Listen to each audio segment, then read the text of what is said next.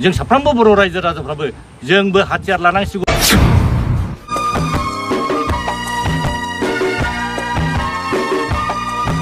जोङो सोरबा बेंगलि सोरबा बांगालफोर गुबुनफ्राबो होनगोन जे जोंखौबो दोनदो जोंबो बिटिसिनि आवगायनिफ्रायनो दङ।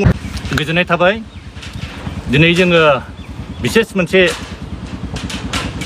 आयदानि बिसयै जे जायगायाव जोङो प्रेस मिट खालामनो बा नोंथांमोनखौ लिंहरनानै जों प्रेस मिट होदों।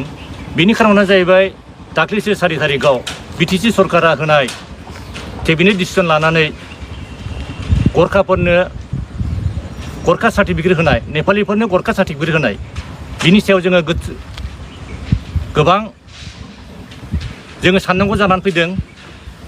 बे रायजो राजाफ्रा जोंनि सायाव सोंथि सोंदों जे नोंथांमोना ट्राइबेल राइट्स प्रटेक्शननि राइटनि जानानै बिनि सायाव मा थांखि लादों बे बुंनायाव जोङो मिडियायाव फैनो गोसो गैयामोनबाबो जों दिनै रायजो राजाफ्राबो जाहाथे मिन्थिनांगौ, मिन्थिनायनि थाखाय जे बिटिसि सरकारा मा डिसिसन लादों बा बिथांमोनहा गावसोर निजे लादोंना गुबुनजों खालामहरजादों बिनि सायाव जोङो बिथङै मिन्थिलायनो थाखाय जोङो बे आयदाखौ लानानै दिनै मिन्थिहोनो लुबैदों जे जोङो बे नटिफिकेसननि सायाव जोङो 8 तारिखआव जोंनि CM प्रमद सारनो जोङो मेम'रेन्डाम होबाय।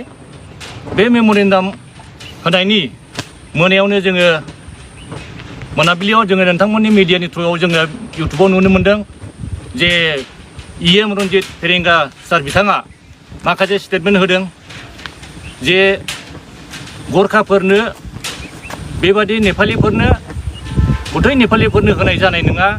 बे सार्टिफिकेटआ मात्र माखासे गरखाफोरनि जायफ्रा प्रटेक्टेड बिसोरनोल' होनाय जागोन होननानै बिथाङा बुंदों। नाथाय बाथ्राया बेसो जे बे जिनिसा जाय प्रटेक्टेड बा जायहा जोंहा एक्जिस्टिं थाखानाय दङ, जायहा बेखौ बनाफाइड सिटिजेन होनदों बा जायहा बिटिसि 6 सिडिउलनि बिटिसि दानायनि सिगांनिफ्राय दङ, बिसोरखौ जेरै राइटजों मोननो बे मोनगासिनो दङ। नाथाय बे नटिफिकेसनखौ होनांगौ खारना मा बेखौसो जों कुइसन खालामो जे बेखौ मानो होबावनांगौ जादों। बे जिनिसा सोलिबोगासिनो दं। जायहा बिटिसि बासिन्दाखा बिसोरनि थाखाय जेबो उसुबिदा गैया। सोरबा बेंगलियानो जा, सोरबा नेपालियानो जा, सोरबा मारवारियानो जा, बिहारियानो जा, बिसोर मोनगासिनो दंखायो। नाथाय बेखौ होबावनायनि खारना मा मानसिफोरखौ माने कनफिउज खालामदों। कनफिउज खालामनायनि खारना